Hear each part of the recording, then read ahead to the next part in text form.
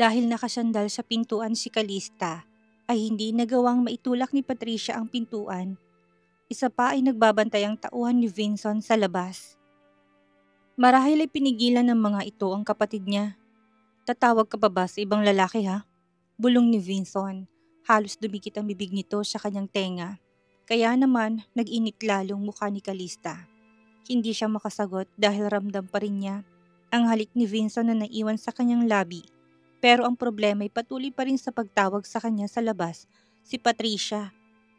Upang makaalis sa pagkakakulong, sa bisig nito ay malakas na inapakan ni Calista ang paa ni Vincent at kinagat ang isang braso nito. Kaya naman nagkaroon siya ng pagkakataong tumakas at bumaba sa hagdan upang doon gumamit ng elevator. Nang makarating siya sa lobby, ay muli siyang tinawagan ni Thor. Mukhang hindi talaga abala sa trabaho ang isang ito at balak siyang istorbohin maghapon. "Miss Callie, ikaw ba to?" Ang sabi kanina ng isang lalaki na may asawa ka na raw. Totoo ba yun? Umupo sa sofa sa gilid ng reception si Callie at nakapikit na sumandal. "Stop it, Thor," patamad na saway niya. "Boss, ano, kumusta? Nagselos ba si Mr. Alcaraz? Nagselos bang asawa mo, boss?" Nahihilot ni Calista ang sentido. Tama ngang hinala niya kung bakit siya pinaglalaroan ni Thor. Gusto nitong pagselosin si Vincent. "Wag mo nang ulitin yun, Thor. Hindi mangyayari ang sinasabi mo. Ang relasyon namin ni Vincent ay 3 buwan lang magtatagal."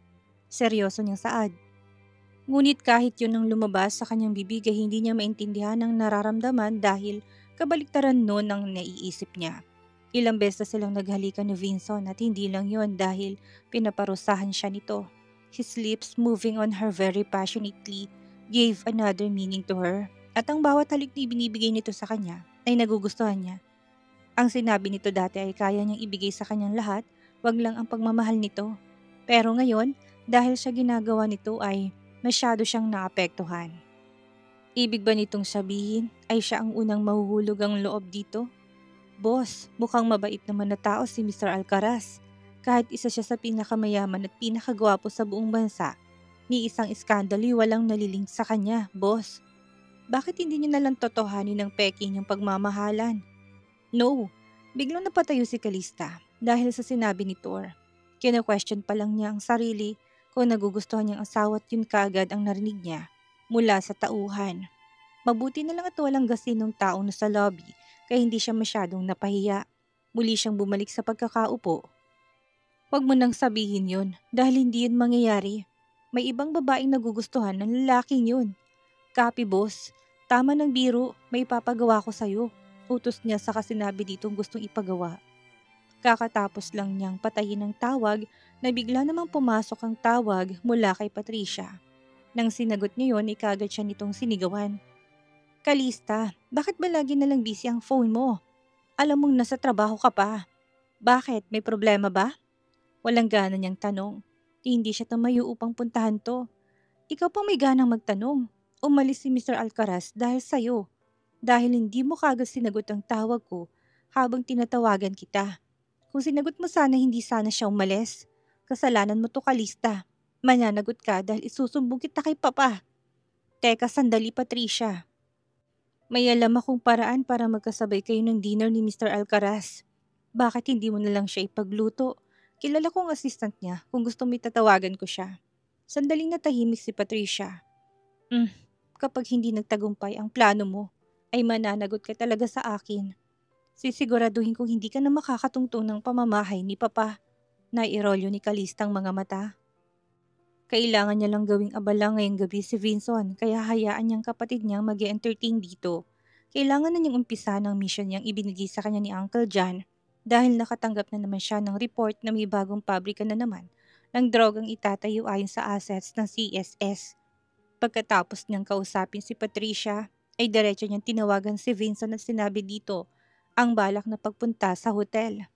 Pagmamay-ari ang hotel ng kasamahan niya sa CSS, kaya't mabilis siyang nakapag-book matapos pumayag si Vincent. Pagkatapos noon ay bumalik siya sa opisina at kinuhang damit na isinuot niya kanina. Saka nagpaalam kay Violet na may gagawin siya at walang mangistorbo sa kanya hanggat hindi siyang tumatawag. Alam na kaagad ni Thor at Violet kung anong gagawin niya. kaya hinayaan siya ng mga to. Samantalang kinagabihan ay pumunta ng hotel si Vinson dahil na rin sa instructions ni Calista. Pagkarating sa hotel ay binigay sa kanya ng receptionist ang keycard at pinahatid siya sa pinakamataas na level dahil doon nakapag-book si Calista. Tinawagan niya ito at sinabing paakyat na siya pero hindi niya ito makontak. Kanina pa rin to hindi makapag-reply sa kanya. Ang huling palitan nila ng mensahe nung 3:00 pa ng hapon at ngayon ay 8:00 na ng gabi. Ininda niya ang inis at iritasyong nararamdaman dahil sa isipin na matitikman na niyang luto ng asawa.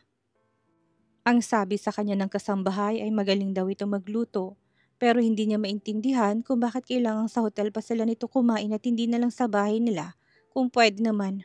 Dahil ba sa halikan nilang dalawa kanina? Kaya nagbago ng pananaw sa kanya ng asawa. Nang makapasok siya ay wala siyang naabutang tao, kaya't dumiretso siya sa maliit na kusina ng hotel at doon ay nakita niyang mga nakahandang pagkain. May note na nakalagay sa gilid nun at nang makitang ay agad niyang binasa. Mr. Alcaraz, you can start eating first. Masyado akong nausukan habang nagluluto kaya kailangan ko na munang maligo. Umangat ang isang kilay ni Vinson. Mister, sinulyapan niyang mga pagkain na sa hapag at dahil nakakaramdam ng gutom ay hindi niya mapigilang kumuha at kumain ng kaunti. Tinikman niya bawat luto nito at umangat ang kilay niya na matikman ang sarap ng luto ng asawa. Habang abala siya sa pagkain ay biglang bumukas ang pinto ng kwarto. Kaya't nilingon niya ito na may nakahandang ngiti sa labi. Ngunit nang makita kung sino yun ay biglang nawalang ngiti at dumilim ang kanyang mukha. Ikaw? Bakit ikaw? Nasaan si Calista? Nang marinig ni Patricia na si Calista ang hinahanap ni Mr. Alcaraz ay nawalang ngiti niya pero kagad siyang nakabawi. Pasensya na Mr. Alcaraz. Isang probinsyana kasi ang assistant ko at hindi yan sanay sa mga ganito. Kaya ako na lang ang pinapunta niya para humingi ng tawad sa'yo. Hindi siya sinagot ni Vinson. Mabilis tong tumayo pero sa pagtayo nito ay bigla to napahawak sa gilid ng mesa. Ikaw, anong nilagay mo sa pagkain? Napahawak sa dibdib si Patricia. Anong ibig niyong sabihin Mr. Alcaraz? Wala akong nilagay. Habang pinagmamasdan ni Patricia si Vinson ay lihim siyang napangiti dahil ang totoo ay minilagay na gamot ang kanyang ina sa pagkain niluto nito. Anong ginawa mo babae? Ulit na tanong ni Vinson kay Patricia na hindi to kaagad nakasagot. Madilim ang hindi maipinta niyang muka, ramdam niyang panghihina ng katawan at pagkahilo pero pilit niya yung labanan. Alam niyang may nilagay na gamot si Patricia dahil ibang nararamdaman ng katawan niya. Kakaibang init at sa mga sandaling yon ay gusto niyang sumiping sa isang babae at ang partikular na babaeng lumilitaw sa isip niya ay walang iba kundi si Calista. Habang iniisip niya ang asawa, ay lalo siyang nakakaramdam ng pag-iinit ng katawan at dahil doon ay nanlabo ang kanyang paningin. Nang tingin niya kay Patricia ay si Calista. Nilapitan niya ito upang hawakan ngunit nang maamoy ang hindi pamilyar nitong amoy ay agad siyang nandiri. Wala akong nilagay Mr. Alcaraz. Maayos ko nilutong pagkain. Walang ibang nilagay dyan. Bakit? May problema ba Mr. Alcaraz? Shit, Vinson hissed, seeing the sincere and afraid look of Patricia's face. Vincent believed her. Sa nalalabong paningin kinuha niya ang phone na nakasuksok sa bulsa at kagad na tinawagan si Arthur. Habang minumura sa isip si Calista dahil sa ginawa nitong setup. Hindi niya akalain ay pinagkanulo siya nito sa kapatid nito. Alam niya may kakaiba sa katawan niya at malakas ang hinala niya na galing yon sa kinain niya. Pero kapag ininsist niya na dahil yon kay Patricia, ay baka maging katatawanan lang siya lalo na at hindi niya pagmamayari ang hotel. Mr. Alcaraz, tanong ni Patricia at nilapitan siya upang alalayan pero tinabig niyang braso bago pa man siya nito hawakan. Kapag nalaman ko na may ginawa ka, malalagot ka sa akin. Banta niya sa nalilisik na mga mata. Mabuti na lang at kagading dumating sa hotel si Arthur at tinulungan siya nito na makalabas. Habang nasa kotse ay sinubukan niyang tawagan si Calista. Pero kahit na anong gawin niya, hindi nito makakontak dahil nakapatay ang phone nito. Dahil doon ay lalo siyang nakaramdam ng iritasyon. Nagpatid siya sa bahay nila pero nalamang wala doon ang asawa kaya't muli niya itong kinontak. Samantala ang taong kinokontak ni Vinson ay abala siya paggapang sa vent sa loob ng building na pagmamay-ari ng bago niyang target. Ang sadya niya ay ang archive, room ng opisina, gabi na kaya't madalimang paligid at dahil may suot siyang night vision goggles ay hindi siya nahihirapan nakapain ang paligid. Ang suot niyang goggles ay nagsisilbi ring scanner kung sakaling may laser trap siyang madadaanan. Nang makarating sa tapat ng archive room ay huminto sa paggapang si Kalista at pinigilan ng paghinga habang maingat ang kilos na kinuha ang probe camera mula sa backpack na dala. Gamit ang manipis na hawak ay unti-unti niya yung ibinaba upang silipin kung may tao sa koridor. Nakakonekta yun sa phone niya at dahil isa rin yung thermal camera ay malalaman pa rin niya kung may tao o wala kahit na madilim. Na-freeze na ni Rex ang lahat ng CCTV cameras ng building at niimpormahan na rin siya nito na lahat ng empleyado maliban sa security guards ay nakauwi na. Pero para makasigurado ay kailangan pa rin yung inspeksyonin. Nasa opisina siya ngayon ng isang sikat na kumpanya pero ito isang front cover lamang upang itagong iligal na gawain ng naturang kumpanya. Ito ang unang misyon na ibinigay sa kanya ni Uncle John mula nang makabalik siya sa CSS at nangako siyang hindi niya ito bibiguin. Nang makasigurado na wala ni isa nasa koridor ay maingat na inalis ni Kalista ang tabo ng vent at maingat din yun inilagay sa gilid upang hindi lumikha ng ingay. Pagkatapos sinuhulog niya ang dulo ng tali sa ibaba habang ang kabilang dulo nun na may hook ay maayos na nakasungkit sa gilid ng butas. Matapos isuot ang harness at masiguro na matibay ang pagkakakapit noon sa tali ay unti-unting dumausdos pa ibaba si Kalista. Madilim ang buong paligid at kahit siya'y halos hindi niya makitang sariling anino. Walang bintana sa koridor kaya't kahit liwanag ng buwan, hindi nakakapasok ni pinagpapasalamat ni Kalista. Dahil hindi siya madaling makita, lalo na't purong itim na damit ang kanyang suot. A soft thud echoed around the dark corridor as Kalista's landed. Her footsteps are controlled and calculated as she walks toward the archive room door. Kinuha niyang maliit na flashlight sa bulsa ng suot niyang knapsack at pinailaw yon. Ang lock ng archive room ay biometrics at may nakuha na siyang fingerprint na isa sa nagtatrabaho doon. Sa pamamagitan ni Thor at yun ang ginamit niya para buksan ng lock. Pero bukod sa biometrics ay nandoon ang keypad lock na siyang kailangan niyang kalikutin ngayon. Rex, did you unlock the door yet? Mahina niyang tanong kay Rex na nasa kabilang dako pa rin ng mundo. Kanina pa ito nakakonekta sa suot niyang earpiece dahil itong nagbibigay ng vision sa kanya. Tinulungan din siya nitong na i-disable ang lock at CCTVs ng building kahit ang kasama niyang ito ay may kasalukuyang mission din na ginagawa. On its sea, be careful. May taong pumasok sa entrance ng building. Mukhang hindi sila parte ng security team. I'll give you a head-ups kung saan sila pupunta. You can enter now. It's open. Copy that, Rex. Dahan-dahan niyang pinihit ang seradura at napangisi ng bumukasyon. I'm in, Rex. Nasaan ang mga taong sinasabi mo? Tanong niya habang mabibilis ang hakbang na tinungo ang pinakadulong computer kung saan ang pinaka-main server at kinonek ang phone bago din-download ang lahat ng importanteng files na nandoon. Kahit nakalak yon, ay madali yung na-decipher ni Kalista. Habang ginagawa yun ay tinungo niya ang cabinet at pinakaloob ng archive room upang hanapin ang hard copy ng mga transaction files na hinahanap niya. Mainit sa loob dahil nakapatay ang aircon pero hindi siya natinag. Kahit naliligo pa siya sa pawis dahil balot na balot ang katawan niya. Mabilis ang ginawa niyang pag-inspection sa lahat ng folder na makita. See, are you done yet? It looks like you have a companion. Biglang bulong ni Rex. Wala pa ring makitang file si Kalista ng kahit na anong kahina-hinalang transaction.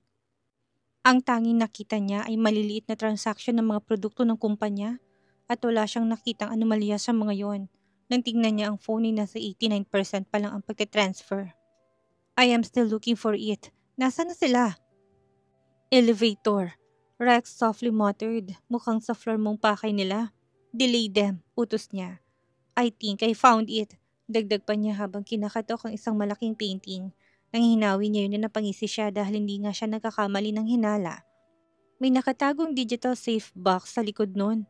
I can only hold on for 5 minutes. Our site is in a critical situation. Can you handle the rest, Kali? Seryosong tanong ni Rex. Binanggit nitong pangalan niya at hindi alias kaya sigurado si Kalista na nasa hindi magandang sitwasyon din si Rex. Don't worry about me, Rex. Kaya ko to. Gamit ang natutunan sa pag-hacking, ay unti-unti niyang binuksan ng safe box. Alam niya kapag mali ang pipindutin niyang numero, ay mag-aalarm yon kaya iba yung pag-iingat ang ginawa niya habang kinakabit ang hacking device para mabuksan ang safe box. I've opened it. Mahina pero excited niyang tugon nang buksan ng safe box. Inilawan niyang loob nun at lumawak ang pagkakangisi nang makitang makapal na papeles na nakalagay sa loob. She scanned the documents and grinned when she found out that everything was the correct ones before putting them inside her knapsack. Pagkatapos nun ay kinuha niya ang phone na ngayon ay tapos ng pagtitransfer. Saka mabilis na lumabas ng archive room. Madilim pa rin sa labas nang makalabas siya ng archive room. Pero hindi yun nagtagal dahil bago siya makarating at hawakan ng tali na inihulog niya kanina ay bumaha ang liwanag sa loob ng koridor. Kasunod na iyang pagtunog ng elevator, indikasyon na may taong pupunta sa archive room. Shit, do you hear Rex? Are you there? Tanong niya habang mabilis na tumakbo patungo sa fire exit para tumakas. Ngunit kahit na anong tawag niya kasamahan ay hindi to sumagot. Shit, there's a thief! After her! Nang marinig ni Kalistang malakas sa sigaw ng isang lalaki ay lalo pa niyang binilisan ng pagtakbo, pababa ng hagdan. Kaya niyang makipaglaban pero ang tanging dala niya ay ang paborito niyang Beretta M9 na ilang taon na rin niyang hindi nagagamit. Minsan kapag gusto niyang mag-practice ay pumupunta siya sa shooting range ni Harvey. Pero iba pa rin ang moving target kaysa sa practice shooting. May dalawang survival knife din na nakasuksok sa likod ng kanyang suot na boots na magagamit niya din yon dahil dalawang magazine ng bala lang ang dala niya. She expected this to be bloody at alam niyang kaya niyang patumbahin lahat ng kalaban at hindi siya maubusan ng bala na hindi nakakatakas sa building na to. Habang pababa siya ng hagdan, ay sinubukan niya ulit na kontakin si Rex. Pero hindi pa rin niya ito makontak.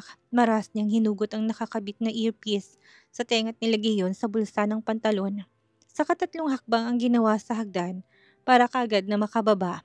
Nasa 7 palapag ang building na kinaroonan niya. At nang makarating sa 3rd floor ay may nakasalubong siyang civilian. Pero alam niyang kalaban yun, lalo nang mabilis itong humugot ng baril at agad siyang pinaputukan. Pero mas mabilis ang naging kilos ni Kalista, kaya't kaagad siyang nakatago pabalik sa itaas bago sumilip at pinaputukan ang nakausling ulo ng kalaban. Tumaas ang sulok ng kanyang labi habang nakasandal sa pader at muli kinasa ang baril.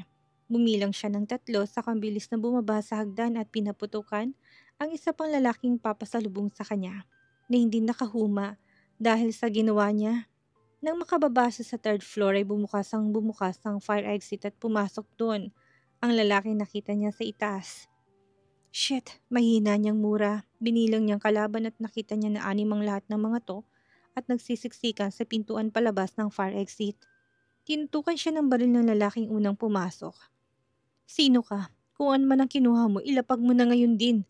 Kung ayaw mo pasabugin ko yung bungo mo. Imbis na sagutin ng umisi si Kalista, saka pa simpleng kinuwang smoke grenade na nakakabit sa tagiliran sa katinanggalang pin. Me? Malambing yung tanong pero puno ng kalokohan ng mata. I am here to collect debts. Seems that I have started you all. Malakas siyang tumawa kasabay nun ng pagtapon niya ng hawak na smoke grenade. Sinamantala ni Kalista ang makapal na usok para tumakas at mabilisan sa ikatlong palapag pa rin siya. Hindi siya natakot dahil lang nabagsakan niya ay ang nakabukas na malaking dumpster bin. Nang bumagsak ang katawan niya sa loob noon ay natumba ang container at nagkalat ang maduming basura. Pero binaliwalay ni Kalista. Saka mabilis na tumakbo patungo sa nakaparada niyang motorsiklo. Dumiretso siya sa hideout ng CSS at doon nilagay ang nakuhang files at matapos kausapin si Uncle John. Ay agad rin siyang umuwi. Nagpasundo siya kay Thor dahil hindi niya na kaya magmaneho. Ngayon lang niya napansin na may daplis pala siya sa kanang balikat. Dinala siya ni Thor sa kanyang opisina at doon ay naligo siya at nagbihis bago nito nilinis at nilagyan ng benda ang sugat. Maghahating gabi na nang makabalik siya sa bahay ni Vincent at dahil palihim siyang pumasok ay walang ibang nakakita sa kanya bukod sa security guard na nakabantay sa labas. Ngunit nang makapasok siya sa kwarto ni Vincent ay ganun na lang ang pagkapatda niya nang makitang asawa na walang saplot na nakahiga sa kama habang hawak nitong sandata. Napanganga si Kalista sa nakita at halos hindi makakilos. Shit, hindi niya maiwasang magmura. Hindi na bago sa kanyang makakita ng sandata ng lalaki dahil sa nature ng trabaho niya. She even serviced last time. Pero hanggang doon lang yon dahil akala niyang pinatay ang target. Normal na sa kanyang makakita nun pero habang nakatitig sa asawa, na-enjoy sa paglalaro. Habang nakapikit at ini-imagine na may babae itong katabi, natigilan si Kalista. Hindi dahil sa nakitang ginagawa ng asawa pero natigilan siya dahil sa kung gaano kalaki 'to. Hindi niya alam kung gaano nanuyo ang kanyang lalamunan at napakagat sa labi habang nakatingin sa asawa. Mukhang masyado 'tong abala sa ginagawa at hindi napansin na nakabalik na siya. Habang pinagmamasdan nito, hindi niya maiwasang mangunot ang noo dahil tila may kakaiba sa aura nito. Mukhang wala 'to sa sarili. Anong ginawa sa kanya ni Patricia? Kastigo niya sa sarili. Ang habili niya lang sa kapatid ay kumain sa nito sa hotel na ibinook niya. Hindi niya sinabi kay Vincent na hindi siya sasama dahil nga ginamit niyang pagkakataong yon para gawin ang misyon. Alam niya kapag makita ni Vincent at malaman na si Patricia lang nasa loob ng hotel, hindi ito tutuloy pero bakit parang nadroga ang asawa niya? Anong ginawa nito?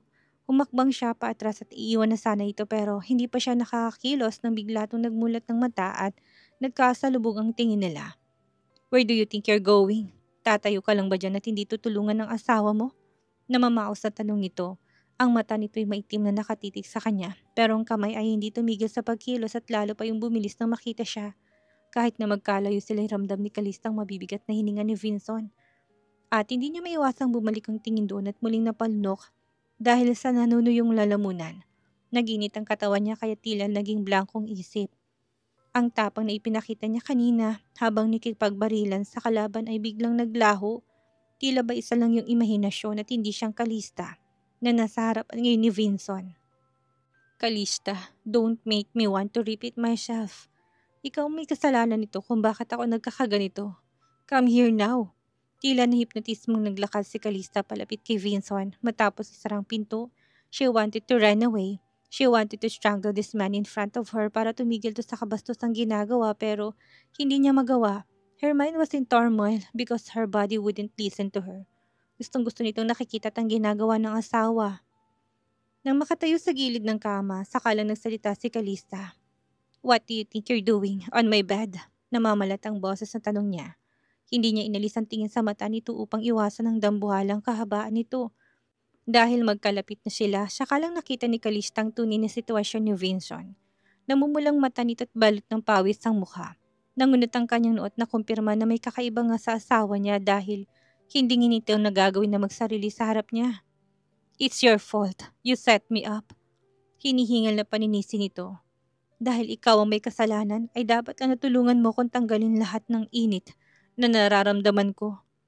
Sa ikatlong pagkakataon ni napalunok si Kalista, pero nilabanan niyang sarili tumayo ng tuwid at balak itong iwan. Pero mabilis siyang napigilan ni Vincent sa braso.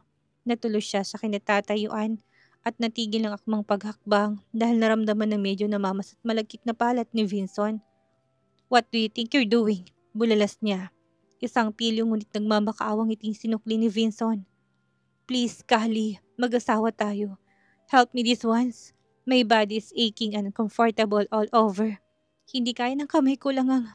Shut up, Vincent! Nainis na sigaw niya.